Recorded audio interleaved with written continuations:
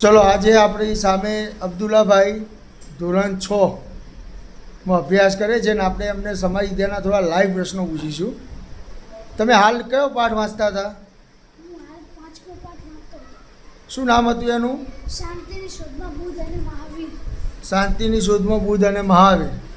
તો આપણે એ પાઠમાંથી બુદ્ધ વિશે તમને આવડતા એવા 4-5 વાક્યો બોલી જોડો. તો બુદ્ધની માતાનું નામ માયાદેવી હતું. તેમનું બાળપણનું નામ સિદ્ધાર્થ હતું. બુદ્ધના પિતાનું નામ શુદ્ધોધન હતું.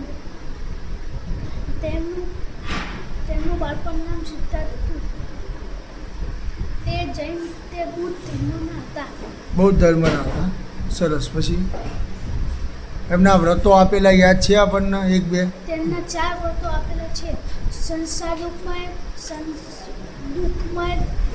દુઃખમય તૃષ્ણાનું ત્યાગ, અષ્ટાંગિક માર્ગ.